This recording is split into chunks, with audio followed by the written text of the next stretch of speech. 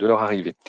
Donc, bienvenue à vous tous pour ce webinaire à destination des commerces alimentaires de proximité.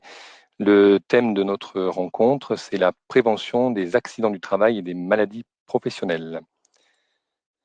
Donc, je suis Sébastien Saint-Chély, je travaille à la CARSAT Centre Val-de-Loire et avec mon collègue Jacques Nardin, nous allons animer cette session. Donc, on va rester ensemble 45 minutes environ, une trentaine de minutes de présentation et une quinzaine de minutes en fin de session pour répondre à vos questions. Nous travaillons au sein de l'assurance maladie et risque professionnel. Alors, qu'est-ce que l'assurance maladie et risque professionnel? C'est la branche dédiée à la santé et à la sécurité au travail de la sécurité sociale. Donc, l'assurance maladie et risque professionnel assure plus de 19 millions de salariés du privé dans notre pays. Elle a 3 missions principales et complémentaires. La première, c'est d'indemniser et d'accompagner les victimes d'accidents du travail et de maladies professionnelles.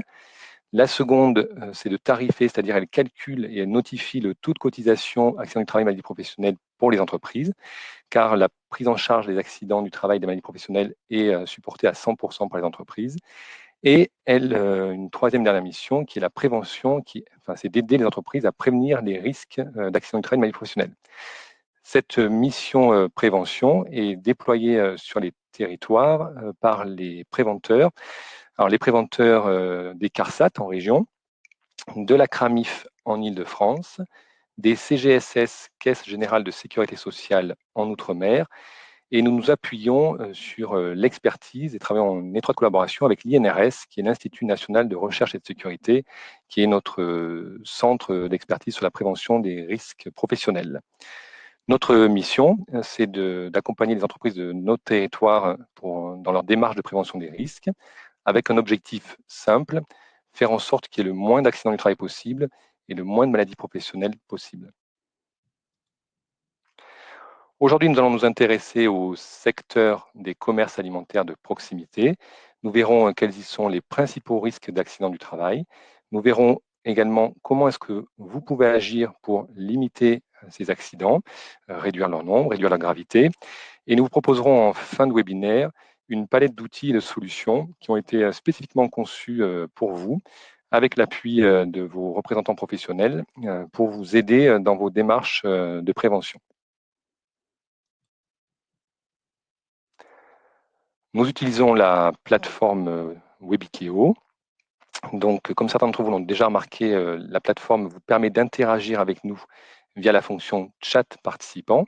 Elle est en haut à droite de votre écran. C'est avec le chat que vous pouvez nous poser vos questions tout au long du webinaire. On les traitera en fin de session. Et c'est aussi via le chat que vous pourrez répondre à nos questions, car vous allez le voir, on va vous interroger régulièrement pour rendre cet exercice le plus vivant possible. Vous trouvez aussi un petit bouton en dessous de chat participant qui vous permet de télécharger le support de la présentation d'aujourd'hui. De toute façon, vous le recevrez demain par mail et vous aurez également vous recevrez par mail le lien vers le replay de la session. Voilà pour la partie dite technique et d'introduction. Merci Donc, Sébastien. Donc les commerces alimentaires de proximité au travail, alimentaires de proximité. De qui parlons-nous? Donc dans ce webinaire, nous abordons le thème de la prévention des risques de travail pour les épiceries au sens large, c'est-à-dire les supérettes de surface inférieure à 400 mètres carrés, les cavistes, les primeurs et les autres commerces de détail alimentaire en magasins spécialisés, par exemple les fromagers. Nous ne parlons pas là des fromageries, des boucheries, des charcuteries, des poissonneries, qui sont des métiers et des commerces qui sont traités par ailleurs dans d'autres webinaires et qui ont leurs propres outils. Alors, vos commerces représentent un peu plus de 35 000 établissements en France. Vous employez un peu plus de 100 000 salariés, lesquels ont eu, en 2019, un peu moins de 3 000 accidents du travail.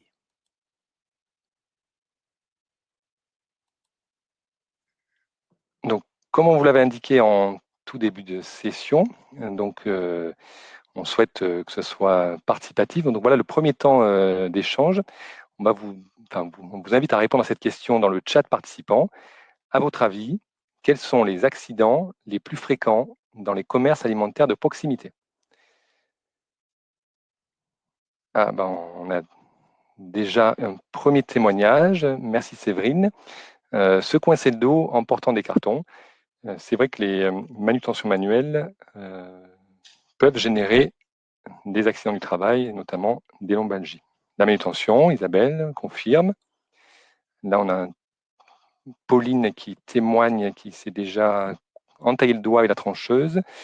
C'est une opération. Donc, les coupures sont également une catégorie d'accident qui est fréquente dans votre secteur d'activité. Merci pour ces 3 témoignages. Est-ce qu'il y en a d'autres? Oui. Les chutes. Merci Isabelle. Donc les chutes de plein pied. En effet, on distingue les chutes de hauteur et les chutes de plein pied. Eh bien, écoutez, je crois que vous avez déjà trouvé pas mal de sources d'accidents et d'exemples d'accidents du travail dans votre secteur d'activité.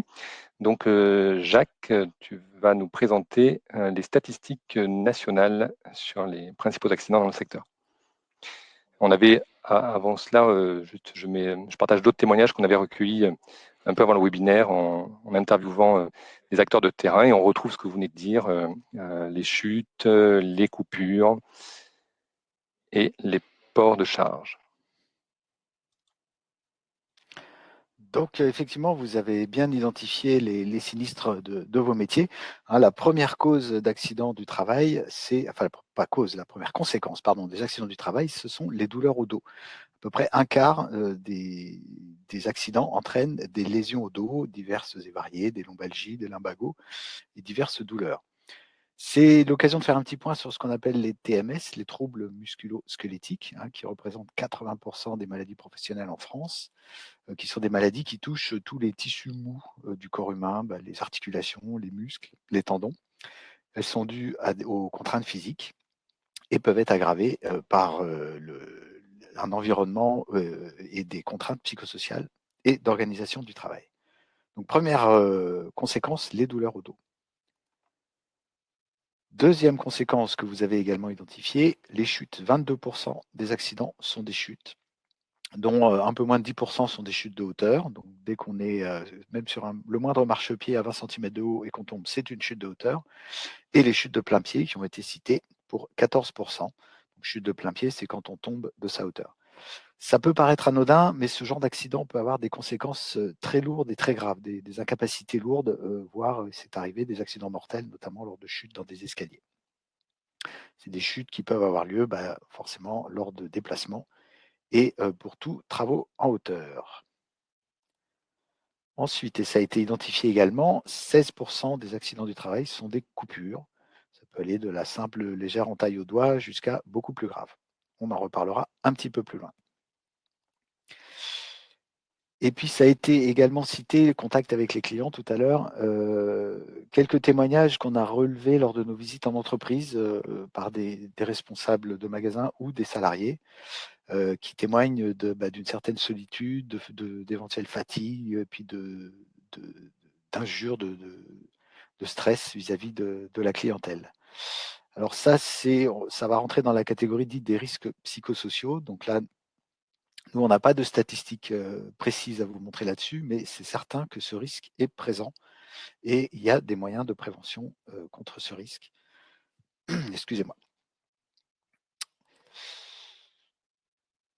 Alors, quelles sont les conséquences humaines de ces accidents et maladies professionnelles?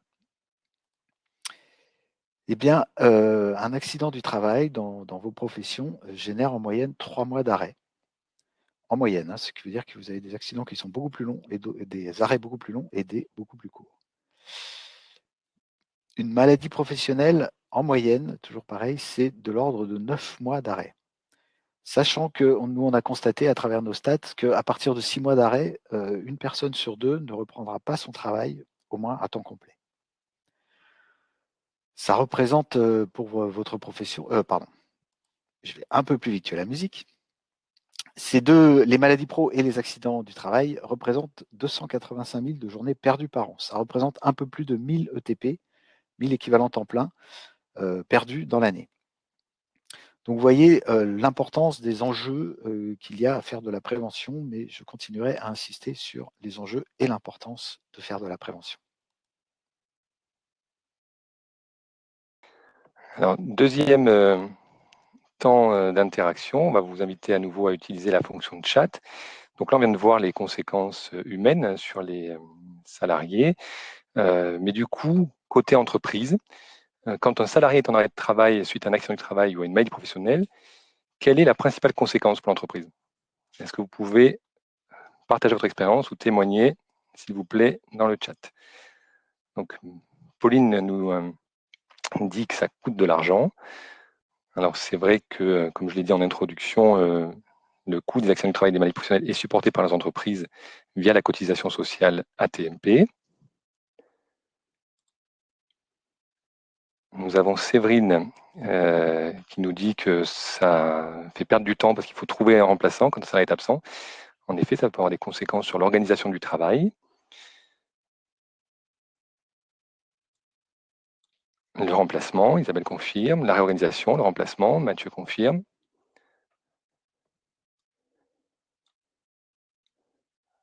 Alors, une personne en moins, Ingrid témoigne, impacte le travail des autres salariés d'entreprise. En effet, ça fait des reports, il faut se réorganiser, ça part du travail. Du coup, ça crée de la surcharge pour les autres salariés.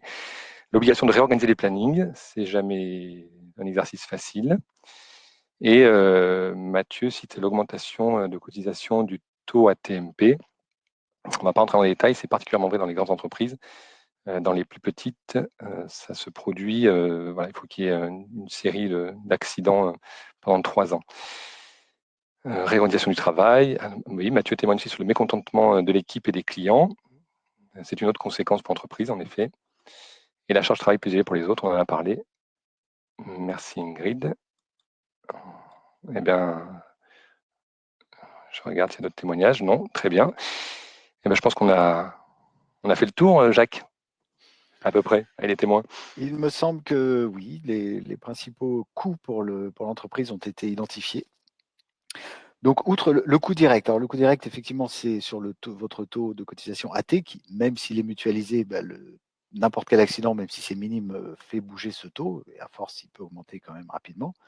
Mais le plus important, c'est ce qu'on appelle les coûts indirects, qui peuvent représenter, suivant les études, entre 1 et 10 fois, enfin de toute façon, c'est pas négligeable, le coût direct.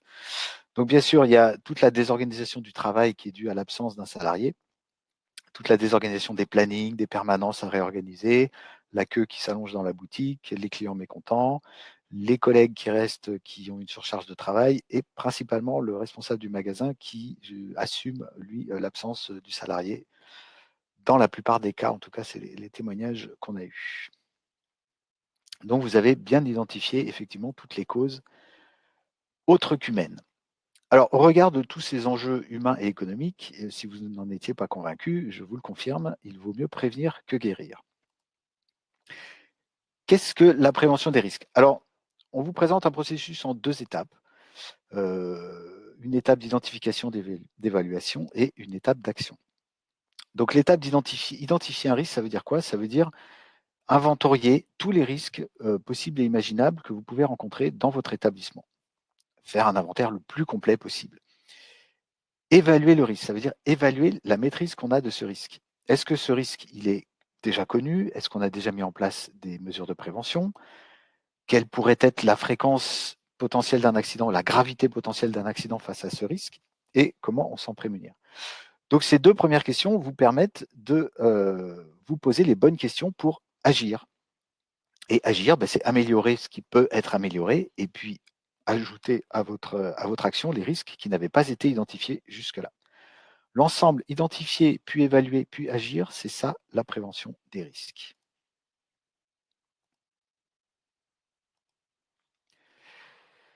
Identifier, évaluer. Alors un petit rappel sur ce qu'est un risque. Un risque, c'est le croisement entre un danger et une exposition. Faire très rapide, un danger, c'est un élément de l'environnement, un outil, une situation qui peut provoquer des dommages sur la santé humaine. L'exposition, c'est quand un salarié est en présence de ce risque. Donc, par exemple, un danger, ça peut être un cutter, tout simplement. Un carton de banane, c'est un danger. Et l'exposition, c'est quand le salarié va utiliser le cutter pour ouvrir un carton ou va prendre le carton de banane pour le mettre en rayon. là, on a danger plus exposition risque.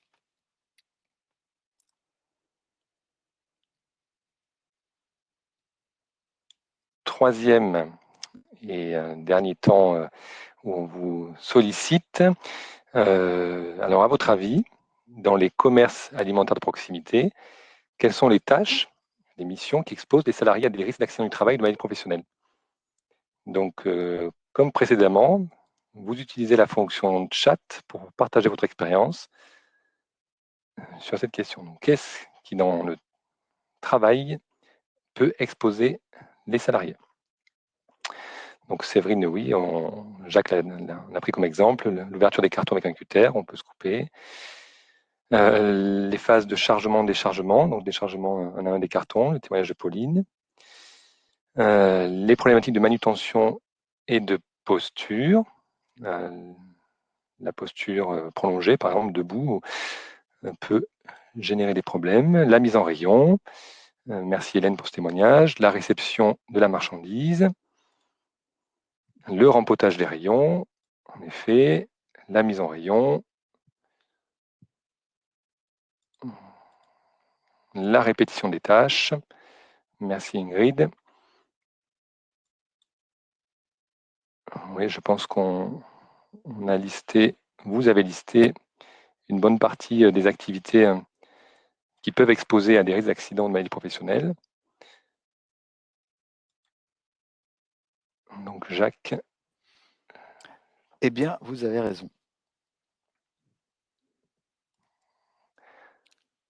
Oups, pardon.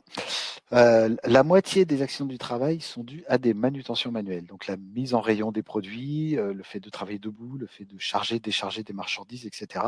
Tout ça, c'est les manutentions manuelles. J'y ajouterai le réassort des vitrines, le nettoyage, toutes ces opérations manuelles répétitives avec éventuellement des postures contraignantes. Tout ceci est susceptible de créer des TMS.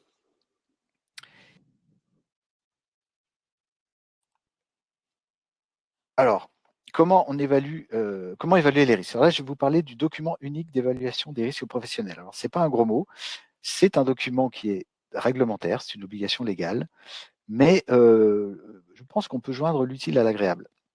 C'est-à-dire c'est un document, si vous l'avez à jour, déjà vous êtes en règle, ce qui n'est pas négligeable, mais en plus, vous allez commencer à faire de la prévention. Vous aurez un inventaire de vos risques, vous aurez quelques idées de prévention, vous aurez un plan d'action pour mettre en place la prévention qui n'y est pas encore. C'est vraiment ce document, ne le voyez pas que comme un document réglementaire, c'est vraiment une aide à faire de la prévention. On découvrira un petit peu plus tard un outil qui vous est proposé et qui pourra vous aider dans la mise en place de ce document unique et sa création. Alors, pour la faire, cette évaluation, il faut que ce soit méthodique, donc avec l'outil que je vais vous présenter. Il faut qu'elle soit périodique, cette évaluation. Donc, on dit que le document unique doit être revu une fois par an à minima. S'il y a eu un accident dans votre établissement avec une cause qui n'était pas identifiée ou que vous avez eu connaissance d'un accident qui aurait pu arriver chez vous, ça vaut le coup de mettre à jour le document unique avec les enseignements tirés de cet accident. Et puis chaque fois que vous faites des modifications dans le magasin, des modifications d'organisation ou d'aménagement des locaux, aussi il est utile de mettre à jour le document unique. Troisième point pour l'évaluation, elle doit être participative. Parce que vous pouvez, vous en tant que chef d'entreprise, avoir imaginé la façon dont doivent se faire les choses. Et puis, vous pourrez constater que vos salariés, pour des raisons tout à fait pertinentes, le font différemment. C'est ce qu'on appelle le travail prescrit, ce que vous avez imaginé, le travail réel, ce qui se passe vraiment sur le terrain. Donc là, c'est intéressant de pouvoir échanger avec les salariés, voir quelle est vraiment la méthode la plus sûre. Est-ce que c'est celle que vous aviez en tête ou c'est celle qui est vraiment, ou un mix des deux, pour trouver la meilleure solution pour tout le monde.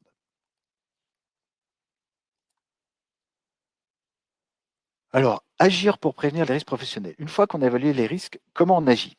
Alors, les principes généraux de prévention supposent que quand on travaille sur la prévention des risques, la première étape, c'est d'essayer de supprimer le risque. Ça me paraît évident, mais c'est quand même toujours une question à se poser. Avant de se dire le risque est là, j'y peux rien, il faut quand même regarder s'il n'est pas supprimable ou au moins améliorable. Puis, ensuite, évaluer les risques résiduels. Ceux qu'on n'a pas pu éliminer, on les évalue avec le DU, comme on l'a vu tout à l'heure. Il faut aussi penser à intégrer la prévention le plus en amont possible. Si vous envisagez de modifier vos locaux, de racheter du matériel, de modifier des modes opératoires, essayez de penser prévention dès le début. Vous ne le ferez pas forcément initialement pour des raisons de prévention, plutôt pour des raisons d'organisation commerciale, etc. Mais pensez prévention d'entrée. Ça, c'est très important. Et puis, donner la priorité aux mesures de prévention collective et les équipements de protection individuelle seulement si les mesures de prévention collective ne sont pas possibles. Pour illustrer un exemple un petit peu bateau, mais imaginez un escalier dans le noir, plutôt que d'équiper vos salariés avec des lampes frontales, ben, installez un éclairage dans l'escalier.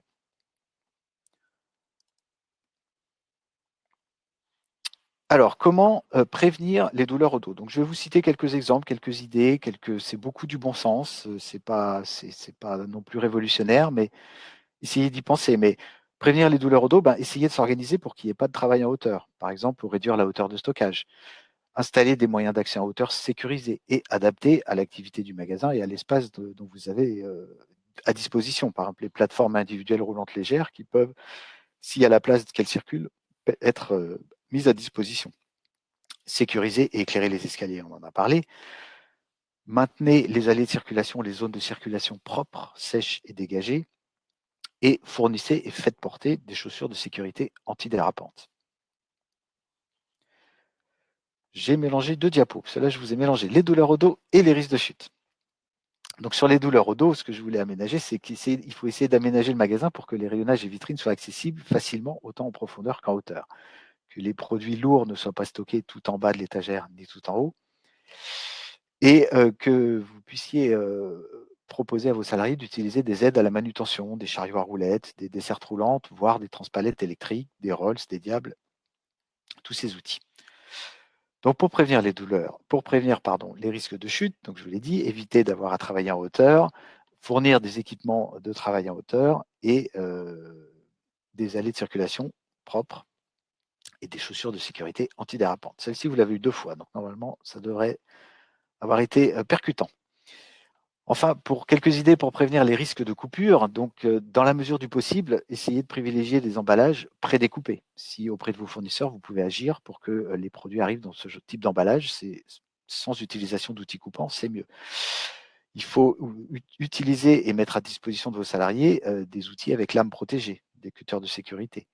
Il faut vérifier et entretenir ces outils, notamment le dispositif de sécurité, le ressort. Et puis, mettre à disposition, éventuellement et en dernier recours, des gants anti-coupure. Enfin, quelques idées pour prévenir le stress et les risques d'agression. Alors, essayez de maintenir un bon équilibre entre le personnel disponible et la charge de travail, ce qui suppose d'anticiper les périodes d'affluence, ce qui n'est pas toujours faisable, mais essayez d'avoir ça en tête. Il est important d'avoir une communication claire vis-à-vis des clients, avec les affichages, les étiquetages, etc. Ça peut éviter les malentendus, ça peut éviter les mauvais coucheurs qui se mettent en colère et qui deviennent agressifs. À ce sujet, il est bon que vous ayez convenu avec vos salariés d'une sorte de stratégie, que faire face à un litige client, comment réagir. C'est bien de l'avoir fait avant, d'y avoir réfléchi avant. Pour ce qui est des risques d'agression, essayez autant que possible d'organiser les phases d'ouverture et de fermeture pour éviter qu'un salarié se retrouve tout seul avec la caisse tôt le matin ou tard le soir. Et puis, essayez aussi autant que possible de limiter les fonds en caisse en procédant régulièrement à des prélèvements de fonds. Quels sont les outils à votre disposition? Nous proposons, nous avons construit donc en partenariat avec les organisations professionnelles, et je remercie au passage les épiciers de France, la Fédération des fromagers de France, Saveurs Commerce, la CGAD, parmi d'autres, qui nous ont aidés à construire toute cette boîte à outils. Alors cette diapositive est un petit peu dense, on va s'y arrêter un moment parce qu'elle reprend l'ensemble des outils que vous allez découvrir par la suite. Si je commence par le premier pavé tout en haut, vous avez sur les sites Amélie c'est le site de l'assurance maladie, et sur le site de l'INRS, des pages web dédiées avec des dossiers thématiques au métier des commerces alimentaires de proximité. Vous y trouvez l'ensemble de la boîte à outils. Vous y trouverez un outil en ligne d'analyse des accidents du travail, qui est très simple et qui vous permet d'analyser un accident ou un incident. Vous y trouverez un outil de formation en ligne, un e-learning, les bases de la formation, que je vous invite à suivre. Vous y trouverez bientôt des fiches solutions. Ce seront des fiches très simples qui reprennent les principaux risques et les mesures de prévention basiques, si je puis dire, les plus basiques à mettre en place. Ce sera à venir d'ici la fin de l'année.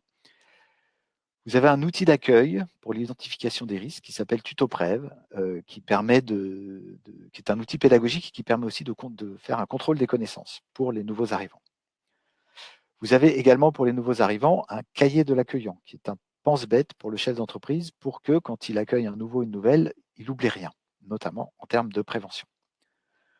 Vous trouverez bientôt, également d'ici la fin de l'année, des fiches comment bien choisir son matériel. Au moment où vous allez vouloir acquérir du nouveau matériel, par exemple du matériel de manutention, eh ben c'est une petite fiche qui va vous guider sur, vous alerter sur certains points de vigilance, sur les options utiles, les options moins utiles, vous aider à dimensionner cet outil éventuellement.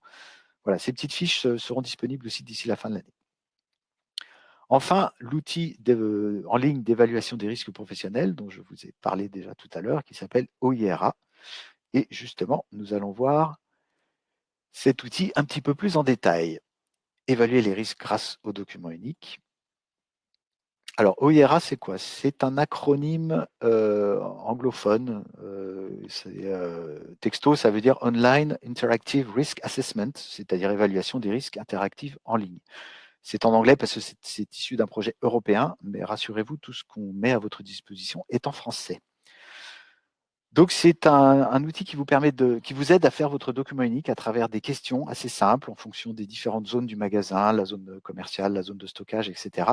Vous posez les questions et de vous citer les principaux risques qu'on y rencontre. Vous pouvez y rajouter les vôtres.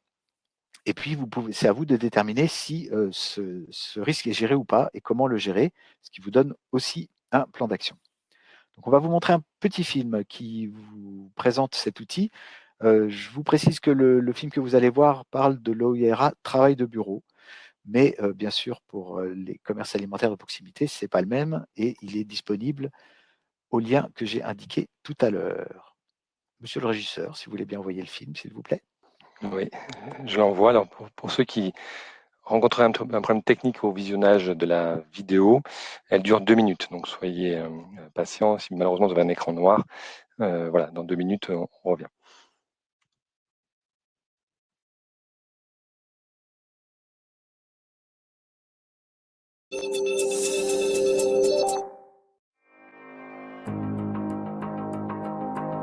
Pour pouvoir utiliser OERA et télécharger un rapport ainsi qu'un plan d'action à la fin de votre évaluation, il faut d'abord s'inscrire en début de session. Ce compte, anonyme et gratuit, vous permettra également d'accéder aux éléments sauvegardés l'année suivante pour les mettre à jour. Une liste de tous les risques propres à votre secteur est disponible en page d'accueil de l'outil. Elle peut être imprimée pour évaluer les risques directement au poste de travail avec vos salariés.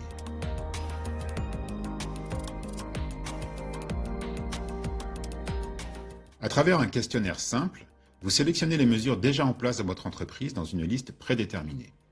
Pour certains risques, il est possible que vous ne soyez pas concerné. Dans ce cas, vous pouvez passer la question. Vous pouvez aussi ajouter une autre mesure qui ne serait pas listée. Sur cette base, vous évaluez si le risque présent dans votre entreprise est maîtrisé ou non. Si vous n'avez coché que la moitié des mesures proposées, vous pouvez supposer qu'il reste nécessaire d'ajouter de nouvelles mesures à votre plan d'action. Dans ce cas, cochez « Non », des mesures sont à ajouter au plan d'action. Vous pouvez alors sélectionner de nouvelles mesures standards qui seront ajoutées au plan d'action ou ajouter des mesures supplémentaires propres à votre situation de travail. Cliquez ensuite sur « Enregistrer et continuer » pour dérouler la suite du questionnaire.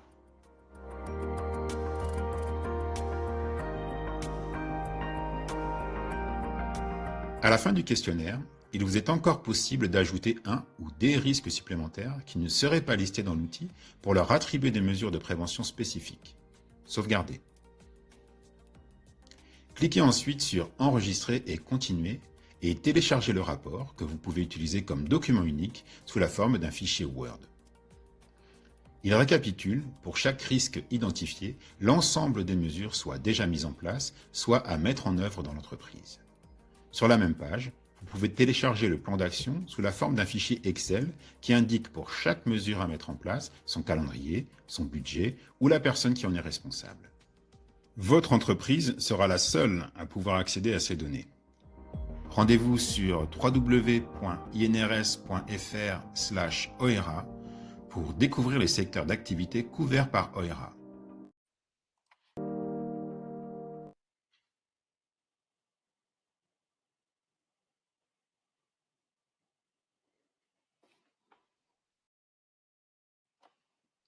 Merci.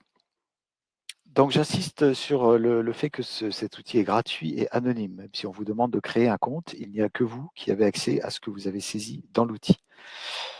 Donc, à la fin de votre saisie, l'outil vous permet de récupérer des documents, dont l'un est le rapport, c'est-à-dire votre document unique d'évaluation des risques, plus le plan d'action, qui reprend les actions que vous avez décidé de mettre en place pour améliorer votre prévention. J'en profite pour vous citer au passage que dans les différents OIRA, il y en a plusieurs dizaines disponibles actuellement, il y en a un qui est spécifique sur le risque Covid-19. Si ça vous intéresse, ça peut toujours servir. Quels sont les autres outils d'aide à l'action?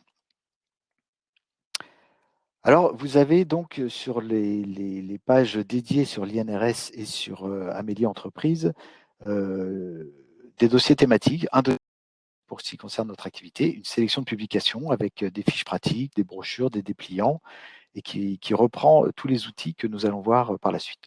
Vous aurez sur vous pourrez récupérer la présentation et les liens sont cliquables sur ce que vous récupérez, donc vous pourrez accéder directement aux pages dont je vous parle.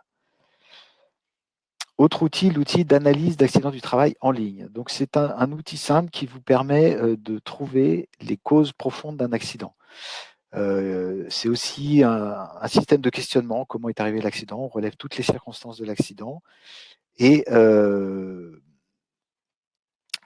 recueille tous les éléments, oui, et ça va vous permettre d'identifier les causes d'un accident et de mettre en place des actions correctives. Bien sûr, ça pourra aussi nourrir le document unique d'évaluation des risques. Autre outil à votre disposition, cette formation pour se former aux bases de la prévention. Donc c'est une session de formation en ligne qui se divise en 4 modules que vous pouvez suivre à votre guise. C'est à la carte. Vous avancez au rythme qui vous convient, dans l'ordre qui vous convient. Il y a tout ce que vous faites en une fois, c'est sauvegardé, vous pourrez le reprendre par la suite. Et cette formation, il y a 4 modules qui sont le premier, une vraie initiation à la prévention, vraiment très simple. Un module sur le lien entre travail et santé. Un module sur accident du travail et multicausalité. Un accident du travail a toujours plusieurs causes. Et le dernier module sur approfondir l'évaluation des risques. Je vous invite à suivre cette formation si vous souhaitez, si vous ne vous sentez pas encore à l'aise en prévention, ça pourra beaucoup vous aider. Autre outil, le cahier de l'accueillant. Donc, sachant que quand on accueille un nouveau, c'est souvent un jeune, les salariés de 18 à 24 ans ont 1,5 fois plus d'accidents du travail que les autres salariés et qu'un quart des accidents concernent les salariés qui ont moins d'1 an d'ancienneté. Donc, c'est important de faire une prévention particulière pour les nouveaux arrivants. Donc, ce cahier de l'accueillant que vous pouvez télécharger et imprimer, c'est tout simplement un pense-bête qui va vous aider à ne rien oublier quand vous recevez un nouveau dans votre établissement et notamment tout ce qu'il faut lui expliquer et vérifier qu'il a compris sur les risques qu'il va rencontrer dans son nouveau métier. Petit outil aussi très simple. TutoPrev, ça c'est des outils qui sont pas seulement proposés pour les TPE, là ça s'adresse à tous les commerces, donc y compris les grandes surfaces, mais c'est un outil qui est assez ludique, qui propose des situations à risque sous forme graphique, avec des questionnaires, avec les corrections. Donc là aussi, ça vous permet de former un nouvel arrivant au risque et de vérifier qu'il a bien compris ce que vous lui avez expliqué.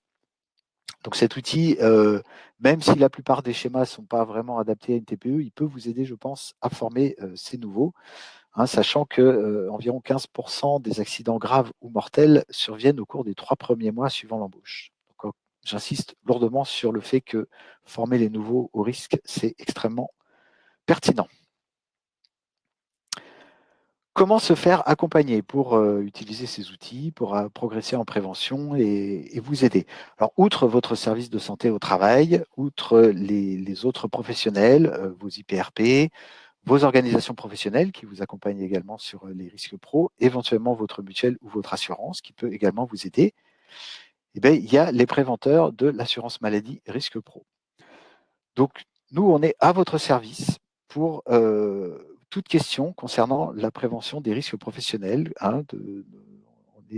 Tous les préventeurs en CARSAT si vous êtes en région, en CRAMIF si vous êtes en Île-de-France, en CGSS si vous êtes outre-mer. Nous sommes à votre disposition. N'hésitez pas à nous contacter, à nous solliciter. Vous trouverez toutes les coordonnées de la CARSAT ou de la caisse dont vous dépendez sur le site de amélie.fr. Nous arrivons au terme de ce que nous souhaitions vous dire. Oui, donc merci Jacques. Oui, sur le site amélie.fr/entreprise. Amélie, c'est l'assurance maladie en ligne. Donc, c'est le site de la branche Action du travail professionnel, Action du travail maladie professionnelle de la Sécurité sociale. Vous y retrouvez l'ensemble des outils qui ont été cités, ainsi que sur le site de l'INRS, qui, je vous l'ai dit, était notre centre d'expertise. Donc, comme convenu, la présentation durait une grosse demi-heure, du coup, et pas une petite. Donc, ça nous laisse une dizaine de minutes, voire un peu plus, pour répondre à vos questions. Donc, si vous avez des questions, on vous invite à les poser sur le chat et on va y répondre. Si on n'avait pas la réponse, comme on a vos coordonnées mail lorsque vous êtes inscrit, on pourrait revenir vers vous de manière individuelle si vraiment il y avait une situation très particulière à laquelle on ne pourrait pas répondre aujourd'hui. Donc, la première question qui est posée, c'est une question posée par Séverine. Est-ce que les outils que Jacques vient de présenter sont payants? Tous les outils que Jacques a présentés, ils sont libres de téléchargement sur les sites que je viens de citer, INRS ou Amélie. Ils sont gratuits. Alors pour être plus précis, ils ont déjà été payés par les entreprises via leur cotisation sociale, Action du travail, maladie professionnelle. Alors, il y a une autre question. À quelle fréquence doit être mise à jour l'évaluation des risques? Jacques l'a évoqué dans la partie document unique d'évaluation des risques. Le document unique doit être mis à jour au moins une fois par an. Ça, c'est l'exigence réglementaire. Voilà. Alors après, si jamais, par exemple, vous avez des gros travaux dans le magasin, vous réaménagez, il faut le mettre à jour à ce moment-là. Si jamais il y a eu, par exemple, un accident grave, peut-être qu'il faut s'interroger sur les causes de l'accident et puis du coup, ça amènera peut-être à revoir l'évaluation des risques et à modifier le document unique. Voilà, donc minimum une fois par an, mais après, c'est un document qui est vivant, même si ce n'est pas un document que vous allez, je m'en doute, consulter tous les matins. Alors, Caroline, quelles sont les mesures que vous avez pu mettre à disposition des commerces alimentaires financés par des aides financières, par exemple? Alors, on travaille actuellement, vous avez vu que l'offre de service qu'on vous a présentée est en cours de construction, donc le webinaire vient un petit peu tôt. Certaines sont déjà en ligne et puis d'autres vont le devenir. Et il y a un autre chantier dont on n'a pas parlé, qui sera les aides financières, donc les subventions prévention de TPE, qui seront sans doute lancées en fin 2021 pour être personnel en 2022.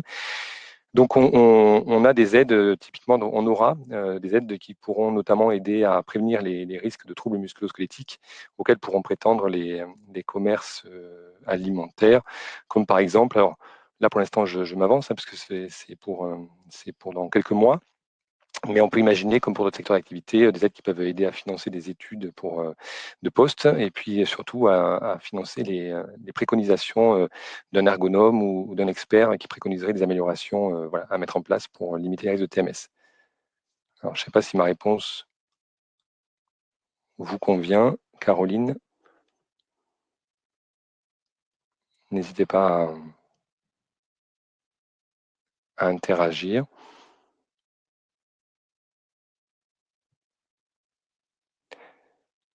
Après,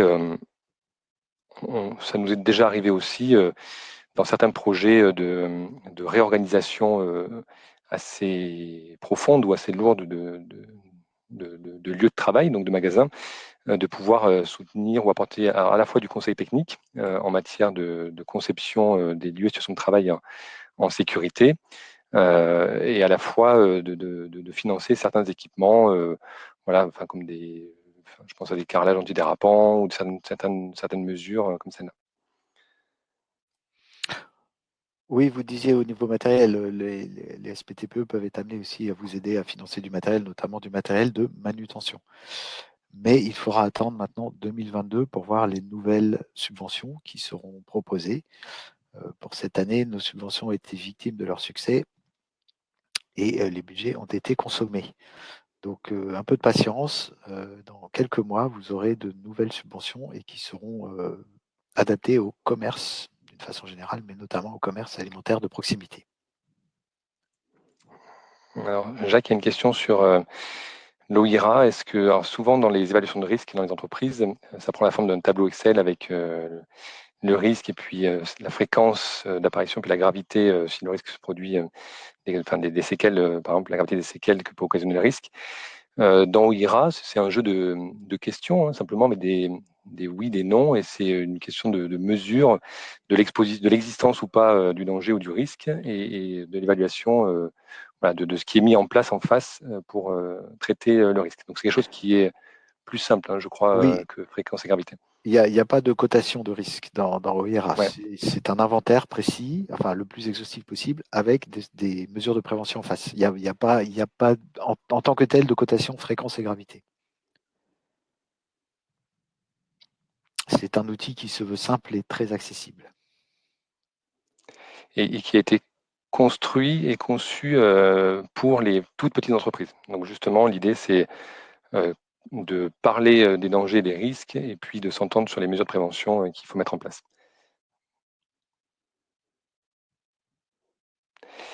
Alors, nous venons de faire un diagnostic TMS Pro et malheureusement, il n'y a plus de budget. Que faire? Attendre 2022.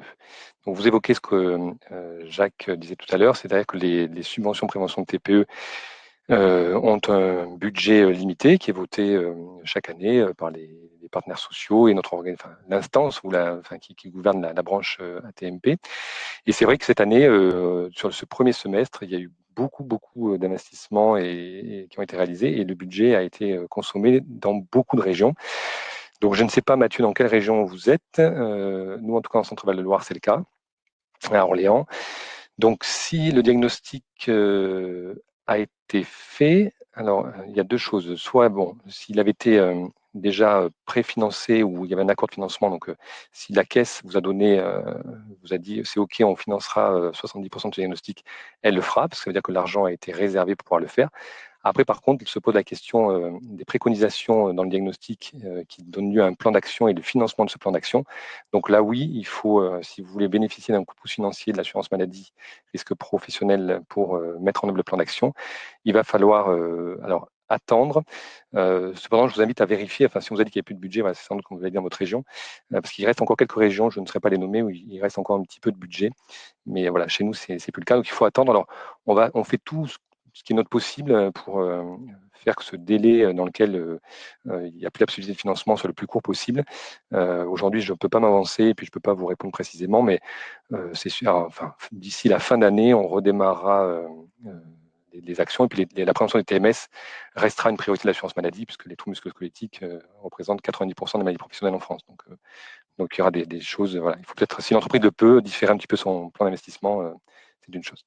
Oui, le Sud-Est aussi, oui, c'est, je vous dis, c'est vrai, parce que dans beaucoup de régions, voilà, nous on a terminé, on a consommé 100% de notre budget quasiment au 31 mai de cette année. Bon, c'est la première fois. Et pourtant, le budget a été doublé par rapport à il y a 3 ans de ça. Donc ça montre que voilà, c'est une offre de service qui du coup trouve son public et que les entreprises investissent en prévention. Merci Mathieu pour votre retour.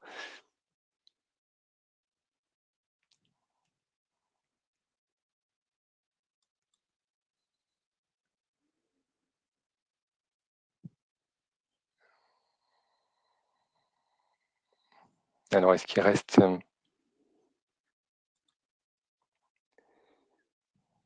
des questions? Toutes les questions sont bonnes.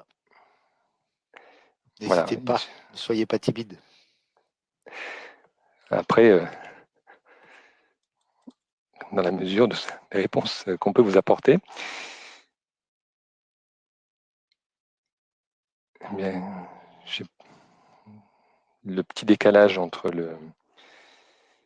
l'émission, la réception, là, il est passé. Donc j'ai l'impression qu'il n'y a plus de questions.